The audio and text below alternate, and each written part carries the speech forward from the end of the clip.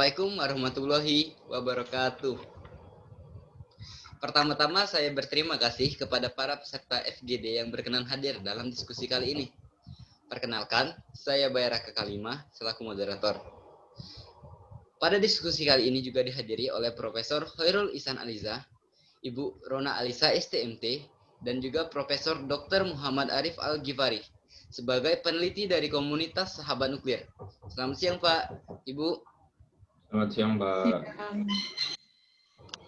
Lalu ada juga di sini Profesor Anissa Kamila Putri STMT dan juga Ibu Amira Siti STMT sebagai peneliti dari Lembaga Nuklir Indonesia. Selamat siang, Bu.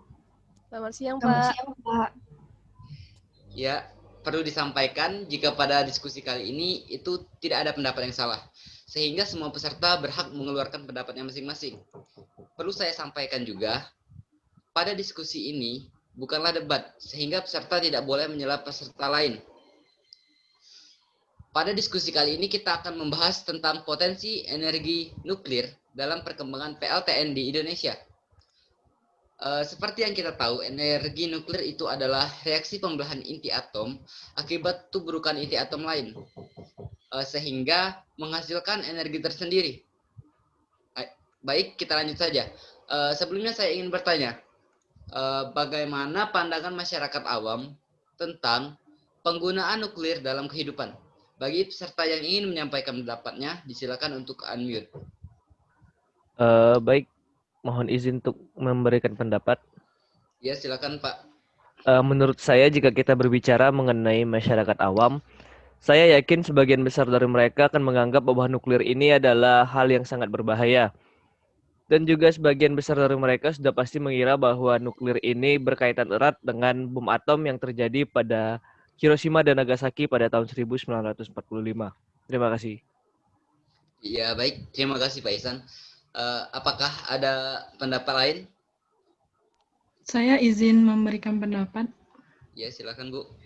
Menurut saya, meskipun masih banyak masyarakat yang belum mengetahui tentang nuklir, namun saat ini para generasi muda telah banyak yang mempelajarinya, sehingga pemahaman tentang nuklir semakin meluas.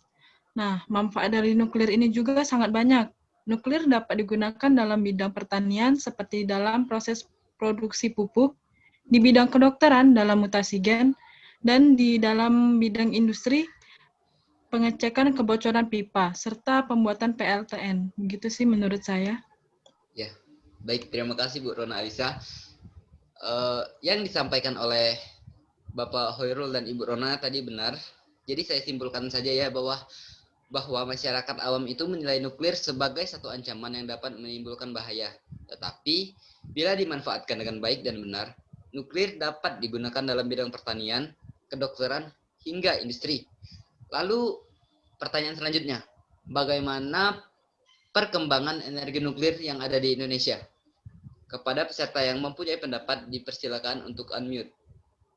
Baik Pak, saya ingin menjawab untuk pertanyaan mengenai itu. Saya rasa perkembangan energi nuklir di Indonesia ini belum terlalu terlihat ya, seperti yang kita lihat di negara yang sudah maju seperti Amerika, Rusia, Jepang, Inggris, bahkan Korea Utara. Nah, mungkin hal ini disebabkan karena Indonesia masih belum mengembangkan energi nuklir itu dengan serius dan masih terfokus dengan energi alternatif lain seperti minyak bumi, panas bumi, juga batu bara. Nah, selain dari hal itu, kita juga kekurangan di bidang tenaga ahli.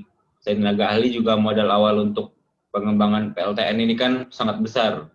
Dan Indonesia masih kurang adanya dukungan dari pemerintah masalah PLTN ini. Sekian, Pak.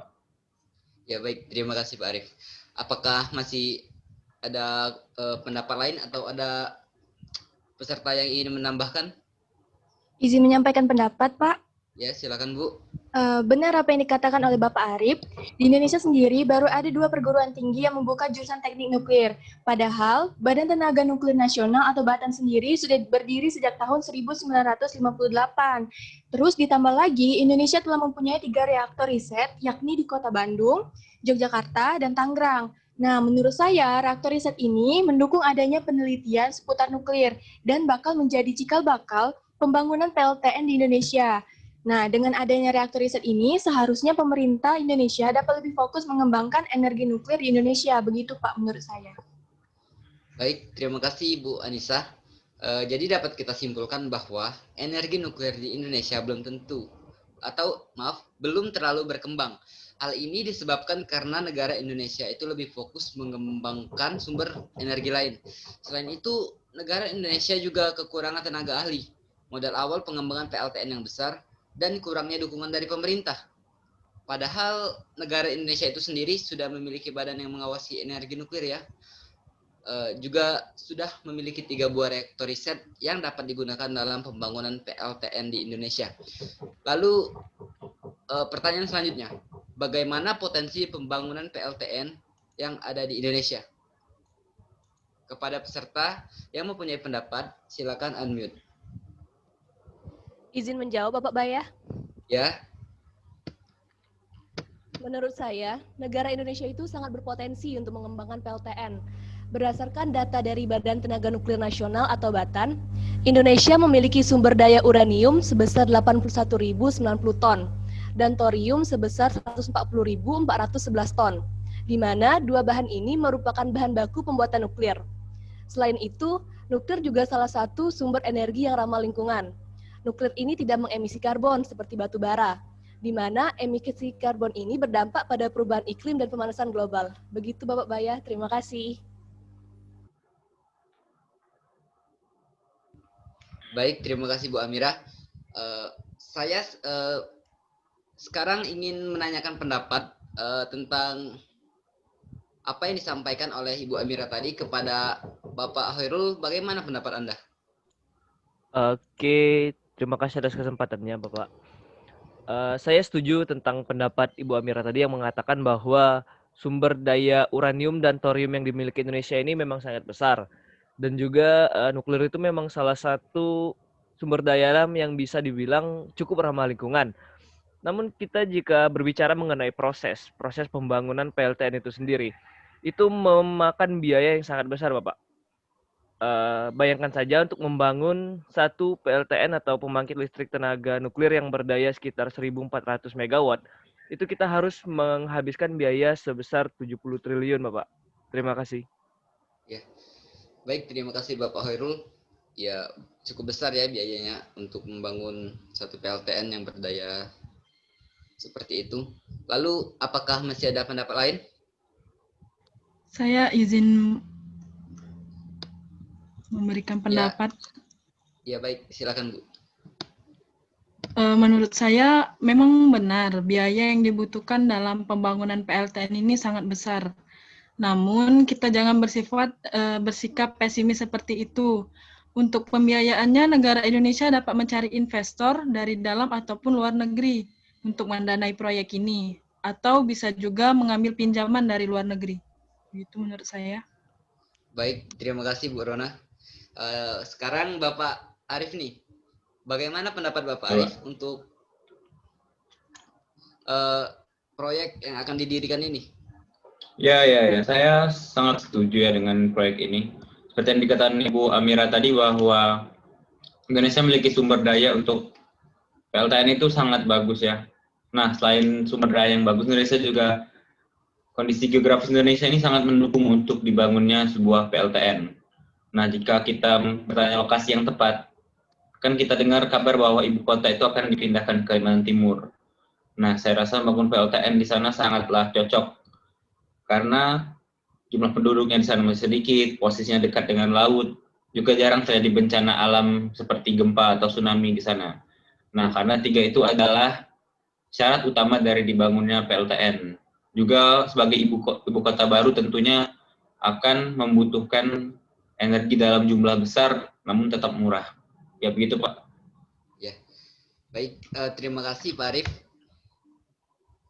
Jadi dapat kita simpulkan bahwa Indonesia sangat berpotensi untuk membangun PLTN disebabkan bahan baku pembuatan nuklir yang melimpah. Kondisi geografis Indonesia yang mendukung dan juga nuklir merupakan salah satu energi yang ramah lingkungan.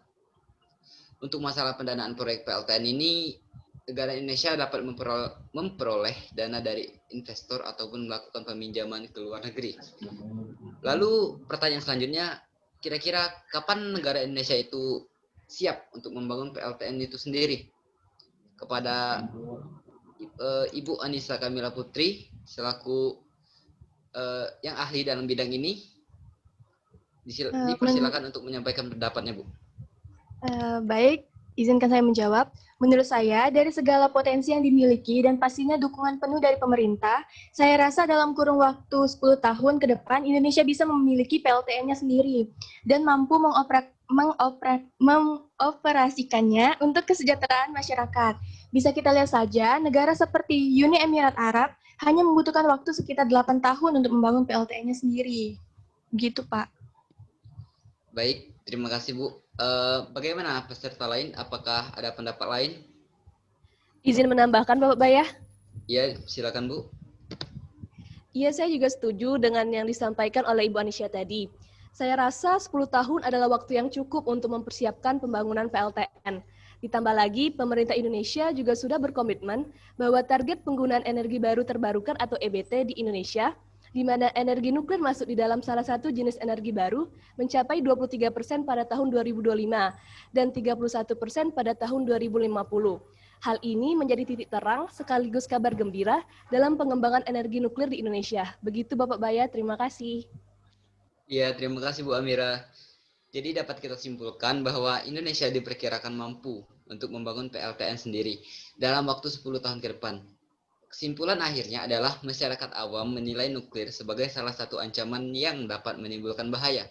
Akan tetapi, bila digunakan dengan baik dan benar, nuklir akan sangat bermanfaat.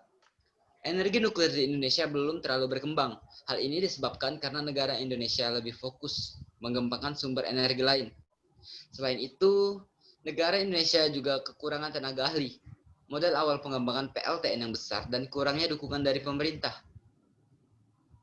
Indonesia sangat berpotensi untuk membangun PLTN sendiri, disebabkan bahan baku pembuatan nuklir yang melimpah, kondisi geografis Indonesia yang mendukung, dan juga nuklir merupakan salah satu energi yang ramah lingkungan. Untuk masalah pendanaan proyek PLTN ini, negara Indonesia dapat memperoleh dana dari investor atau melakukan peminjaman ke luar negeri. Indonesia pun diperkirakan mampu membangun PLTN sendiri dalam waktu 10 tahun ke depan. Ya, sepertinya semua pertanyaan sudah terjawab ya. Dan juga diskusi kali ini kita dapat menyimpulkan. Saya ucapkan terima kasih kepada Bapak dan Ibu yang telah menyempatkan waktunya untuk hadir pada diskusi kita kali ini. Saya tutup. Wassalamualaikum warahmatullahi wabarakatuh. Waalaikumsalam warahmatullahi warahmatullahi wabarakatuh. wabarakatuh. Terima kasih semua. Terima kasih, Pak.